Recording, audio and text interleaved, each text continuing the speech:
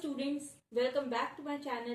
तो ये video continuation video है नक्सल मूवमेंट से, चैप्टर नंबर 3 क्लास 12th का, जहां हम पढ़ने वाले हैं चारू मजूमदार के बारे में। एक्चुअली बेसिकली मेन लीडर्स जो नक्सल मूवमेंट के हैं उनके बारे में पढ़ेंगे हम, जिसमें पहला नाम है चारू मजूमदार का।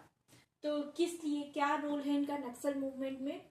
तो इन्होंने 8 डॉक्यूमेंट्स नाम के आर्टिकल्स लिखे थे, जिससे कि फाउंडेशन हुआ नक्सलाइट्स का जो मोटिव था उसका फाउंडेशन हुआ, एक फाउंडेशन बेस बना। एंड उसके प्रिंसिपल्स जो हैं वो हैं इन 8 आर्टिकल्स में। आर्टिकल्स या आप मोनोग्राफ्स कह सकते हो इसे। ये इनका बैकग्राउंड कुछ डिस्कस कर लेते हैं पहले। तो इनका बर्थ हुआ था 1918 में सिलीगुड़ी में, जो कि नॉर्थ बंगाल में है। और इनके जो फादर थे वो भी फ्रीडम फाइटर थे।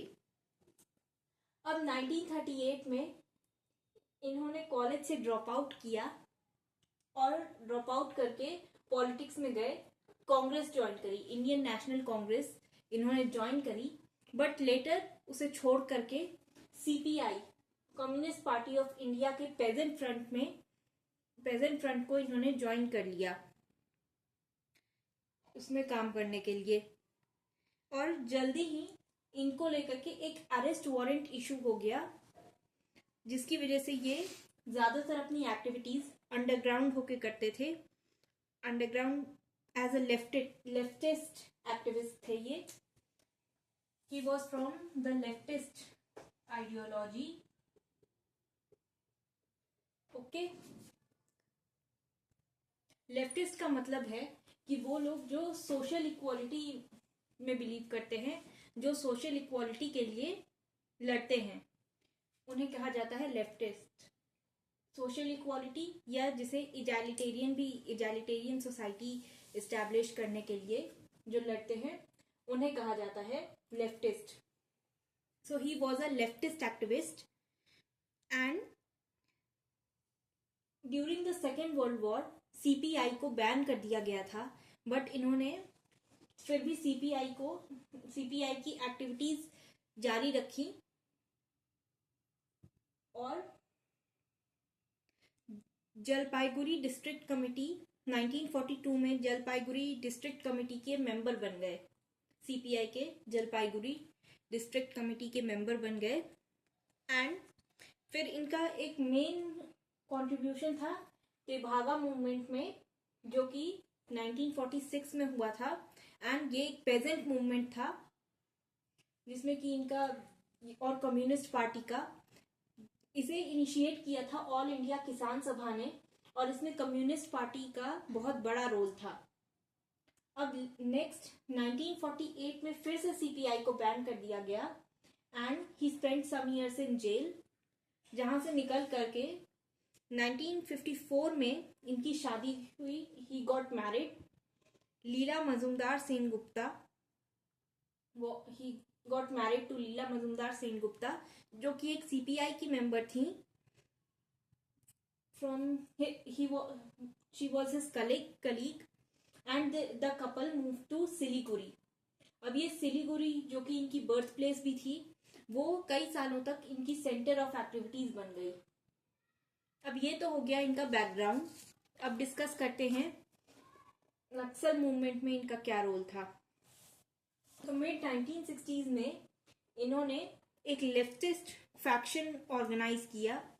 Communist party of India Marxist का लेफ्टिस्ट फैक्शन ऑर्गेनाइज किया।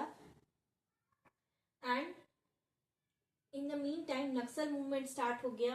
As you all know, Naxal movement start हो गया, जिसे लीड कर रहे थे इन्हीं के कलीग कानू सन्याल। अब इसके लिए इन्होंने ये 8 डॉक्यूमेंट्स नाम की बुक पब्लिश करी, आर्टिकल्स पब्लिश करें, जो कि आइडियोलॉजिकल फाउंडेशन बन गया नक्सलाइट्स का। इन आर्टिकल्स में इन्होंने आर्ग्यू किया कि जरूरत है एक चाइनीज रेवोल्यूशन के जैसे स्ट्रगल की, आर्म्ड स्ट्रगल की जरूरत है इन्हें।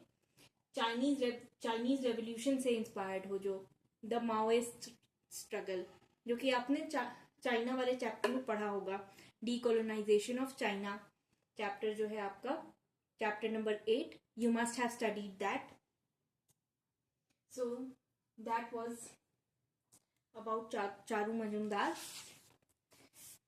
अब इनकी जो आइडियोलॉजी, एक मैं और कंफ्यूजन क्लियर कर दूं. सो नाउ ये जो डिफरेंस है मैं आपको बता दूं कि कम्युनिस्ट पार्टी ऑफ इंडिया का भी चारू मजुमदार जो थे वो main communist party of India के अगेंस्ट थे. he did not agree with them. तो जो ये main communist party of India थी, ये चाहती थी कॉन्स्टिट्यूशनल फ्रेमवर्क के विद इन वर्क करना, मतलब कानून के दायरे में रह करके जो भी करना चाहती थी वो करना, जो भी अपनी डिमांड्स थी वो फुलफिल करना चाहती थी. बट चारू मजुमदार इस बात में नहीं मानते थे. उनके अकॉर्डिंग पीसफुल प्रोटेस्ट से कुछ नहीं होने वाला है एंड जरूरत थी माओइस्ट स्ट्रगल की. जो माओ जेडोंग थे उनके जैसा अगर प्रोटेस्ट करेंगे, उनके जैसे आर्म रेबेलियन के थ्रू ही अपनी डिमांड्स फुलफिल की जा सकती है. चारू मजुमदार ही बिलीव्ड इन दैट. एंड जो इनका ग्रुप था वो चाहता था कि लैंड को अप्रोप्रिएट किया जाए एंड जो जोतेदार थे उनसे सारी प्रॉपर्टी ले ली जाए, और पेजेंट्स में ठीक इक्वली डिस्ट्रीब्यूट की जाए. बिकॉज दोज जोतेदार्स मैं आपको बता दूं कि लैंड ओनर्स थे, जो हाईली इन्फ्लुएंशियल लैंड ओनर्स थे, उन्हें जोतेदार्स कहते थे. एंड उनका काफी ज्यादा इन्फ्लुएंस था ऑन पेजेंट्स, काफी ज्यादा, मतलब they used to lend money also. तो उनको काफी सुपीरियर पोजीशन पे रखा गया था ड्यू टू देयर वेल्थ. अब इस वजह से हो रहा था डिस्क्रिमिनेशन हो रहा था. इस वजह से चारू मजुमदार के अकॉर्डिंग जो वेल्थ है,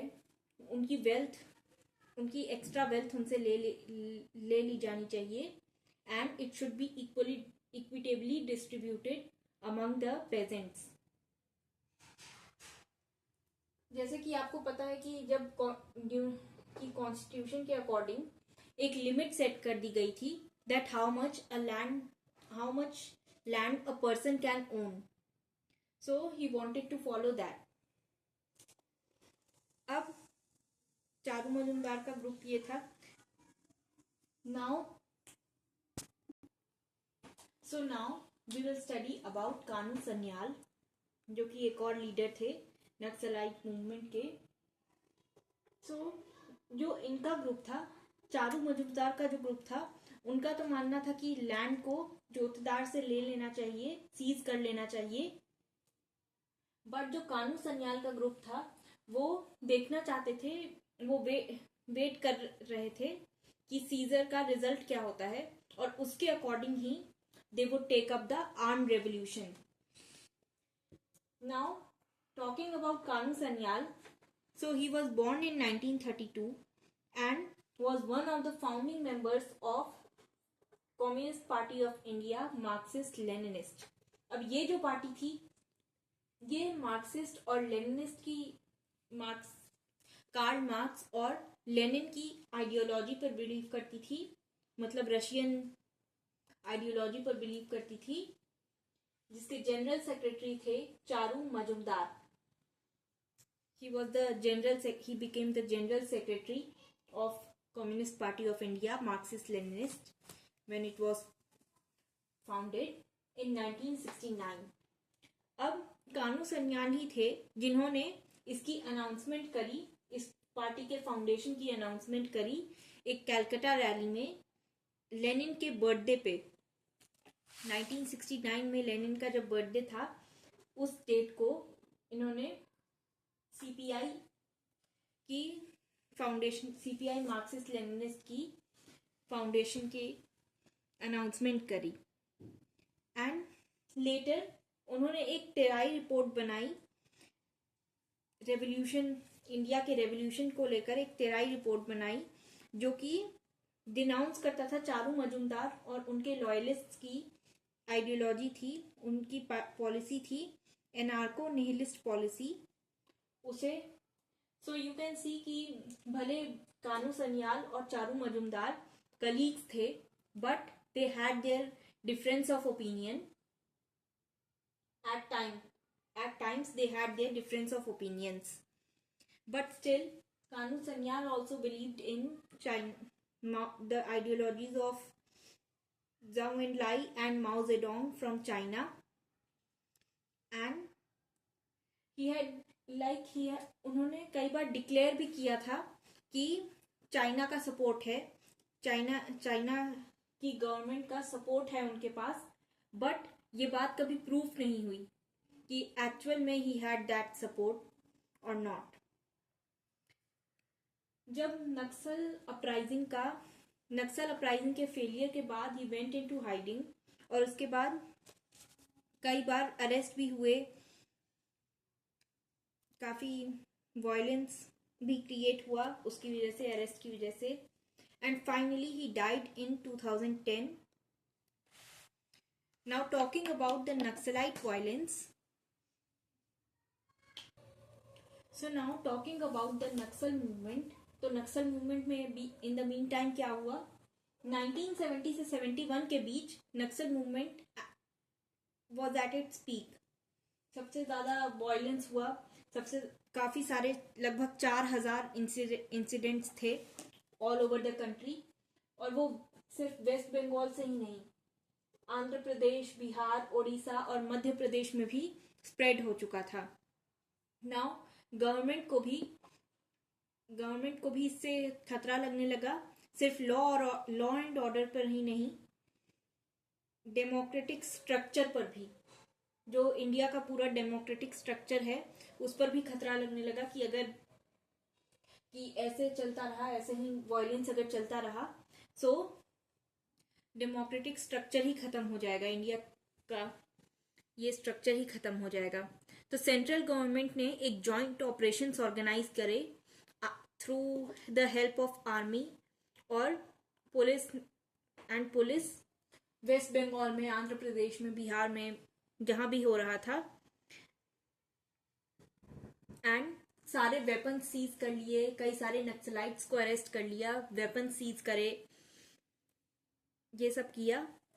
कई सारे उनके जो ऑपरेशन थे वो कई सारे डिस्ट्रिक्ट को कवर कर रहे थे, जैसे मिदनापुर, पुरुलिया, बर्दवान और बीरभूम डिस्ट्रिक्ट वेस्ट बंगाल से, धनबाद, संथल, सिंहभूम, ये सब बिहार के डिस्ट्रिक्ट्स, ये, और मयूरभंज, ओडिशा का मयूरभंज भी कवर किया।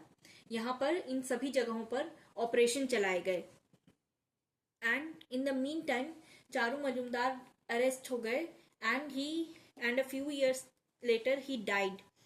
सो इस फेज, तो नक्सल मूवमेंट के इस फेज का एंड हो गया चारू मजुमदार की डेथ के बाद।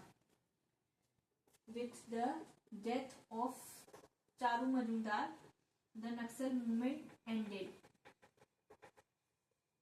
बट ये नक्सल मूवमेंट जो है ये अभी भी काफी चल रहा है, आगे भी कंटिन्यू हुआ,